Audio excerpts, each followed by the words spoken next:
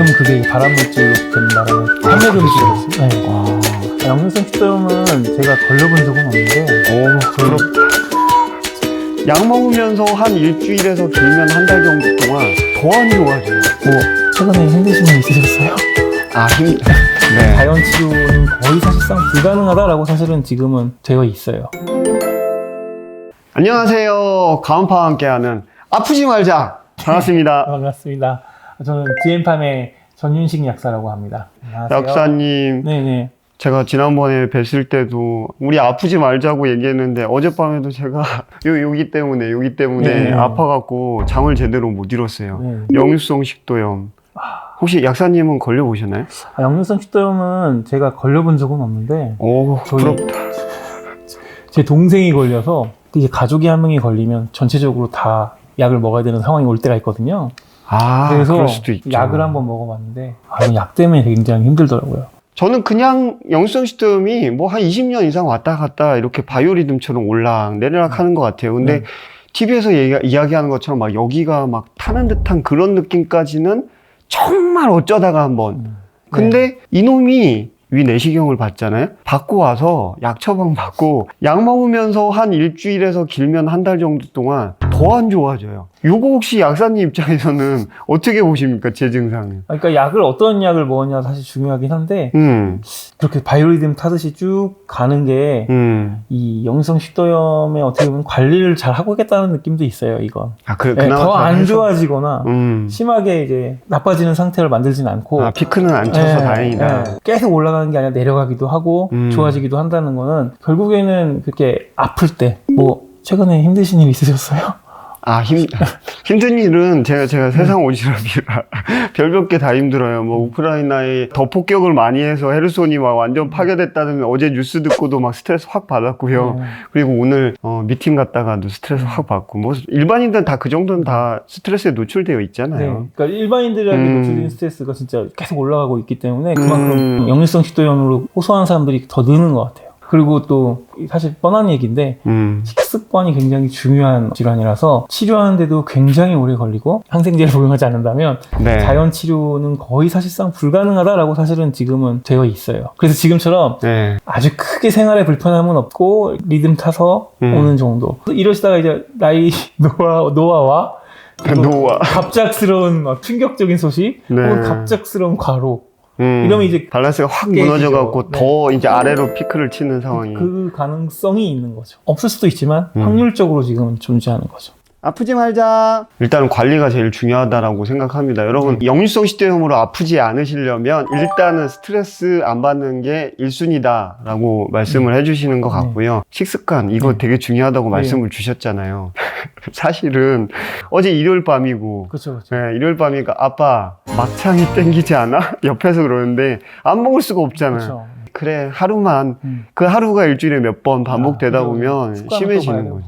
근데 어젯밤에도 어쨌든 그걸 못 참고 막창에다가 막걸리 반잔 먹었습니다. 술까지 하면 안 되는 건 일단 다 하신 거예요. 이렇게 잘 유지하고 있지만 이런 거 이제 한번 딱 하고 내일도 하고 모레도 하면 기분 좋게 몸이 망가지는 거죠. 즐겁게 잘 먹었는데 내 몸은 망가지고 다음날 후회하고.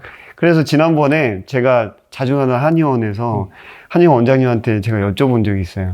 뭘 먹으면은 지금 이 증상을 완화시킬 수 있습니까? 라고 여쭤봤더니 너무 뻔한 얘기인데 또 가슴에 콱 박히는 팩폭을 하셨어요. 좋은 거 먹으려고 하지 마시고요. 그냥 안 좋은 걸 하지 마세요. 맞아요. 이게 그 역류성 식도염에 제일 권하는 건 금식. 공복을 늘려라는데 맞아요. 정말 맞는 말이에요. 왜냐면 음식물이 들어오지 않으면 위액도 안 나오니까요. 근데 그건 정말 힘든 일이죠, 사실. 생활 속에서 하기에. 우리 몸은 항상 균형을 유지하려고 하기 때문에 갑작스러운 공복, 갑작스러운 금식은 오히려 몸을 더 망가질 수 있거든요.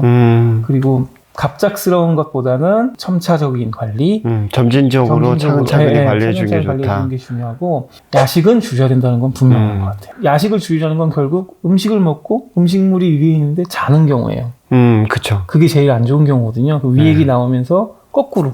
그럼 자다가 이제 약간 음식물도 할 수 있고 그거거든요. 여기가 막 부어요. 뭐 편도선염 비슷하게 이물감이 너무 심한 것 같아요. 위액이 거꾸로 나오는 그게 역류성 식도염이 어떻게 보면 그냥 단어풀이죠. 가장 일반적인 증상. 위액이 나와서 식도를 긁는다. 이게 역류성 식도염이거든요. 그래서 이제 여러 가지 약들이 있어요. 그냥 이런 증상이 있을 때 의사가 처방해 주시거나 아니면 그냥 제가 약국에 달려갔을 때 약사님이 주로 어떤 약을 권해 주시게 되나요? 예전에는 나인틴이 들어가 있는 큐란이나 잔탁을 주로 드린다면 지금 그게 발암물질로 되는 바람에 판매 금지가 됐어요. 네. 근데 그거 참 많이 먹었을 텐데. 잔탁, 저는 소화제로 알고서 많이 먹었던 기억이 있는데. 이게 왜 그러냐면 위 산도를 낮추는 쪽이 소화를 좀 편하게 해준다고 해서 소화제로 막 주기도 해요. 그게 근데 예전에. 말이 돼요? 그냥 위산이 많이 분비돼야 먹은 게 과다하게 있을 때 그게 잘 원활하게 정리가 되는 거 아니에요? 그건 이제 진짜 소화. 근데 환자분이 약을 받았을 때 마음이 편해지고 속이 편해지면 소화가 잘 됐다고 생각해요. 그런 의미로 이게 잘못된 표현이죠. 그래서 그런 의미로 와서 그걸 먹고 속이 편해졌으니까 소화가 잘 됐다 이렇게 생각하는 거예요. 그러니까 균형이죠. 넘치는 걸 줄이면 이미 소화는 잘 되고 있지만 넘쳐서 아프고 불편했던 게 없어지는 방식. 위산 과다 증상이 있었던 맞아요. 분들한테는 그게 일종의 소화제 역할로. 소화제는 아닌데 소화를 도와준다고 정도? 그렇게 역할로 인식이 됐었군요. 네. 어쨌든 발암물질로 이제 퇴출됐다. 사실 병원에서 딱 처방으로 나오는 이제 오메프라졸, 란소프라졸, 프라졸로 끝나는 PPI제들이에요. 프라졸. 네. 무슨 프라졸? PPI라면은 위장병이 있으신 분들 또 많이 알죠. 아실 거예요. PPI. 위장 억제하는. 아까 전에 말했던 건 H2로 하는 거고, 요건 직접적으로 위액 이 펌프가 있는데 그걸 조정해 주는 거라고 보시면 돼요. 위액이 안 나오게 만드는 산도를 떨어뜨리는 방식이에요. 효과가 엄청 좋아서 먹으면 바로 편안해지거든요. 바로. 그래요? 네. 근데 많이 먹으면 소화가 이제 안 되죠. 소화만 안 되는 게 아니라 위액이 하는 일들이 있잖아요. 그걸 다 스톱시켜요. 편안해진다라는 거는 위산 때문에 일어난 통증이 완화되니까 편안한 느낌인데 중장기적으로 봤을 때 밥을 먹거나 뭔가 음식이 들어갔을 때 이게 소화력이 떨어지기 때문에 또 이제 불편한 느낌이 장복을 하게 되면 그럴 수 있다. 그래서 보통 2주 이상은 절대 먹지 않도록 돼 있고 오남용이 좀 많이 되고 있는 성분 중에 하나예요. 당장 막 여기가 타 내려가는 것 같아. 그러면은 많이들 먹었던 게 개비스콘인가 뭔가 이렇게 보호해주는 그렇게 먹는 거나 알마겔 알마겔이랑 겔포스? 알마겔이나 겔포스 같은 것들을 저도 예전에 가방에 한 3개씩 싸갖고 다녀서 하루에 2-3개씩 먹었던 기억이 있거든요. 그것도 PPI 제제인가요? 아니요. PPI보다는 한참 아래인데 근데 이게 재밌어요. 아까 말했던 라니티딘, 파모티딘 이런 애들이 있고 오메프라졸, 란소프라졸 같은 애들이 있는데 얘네들은 진짜 약 같은 약이라고 해야 되나? 어쨌든 직접적으로 먹어서 이제 몸에서 뭔가 반응하는 거라고 보면 바로 불을 꺼주는 그건 그런 아닌 거죠. 스타일인데 바로 불을 꺼주는 건 오히려 아까 말했던 알마겔이나 개비스코이나 이런 애들인 거예요. 왜냐면 얘네들은 코팅을 해요.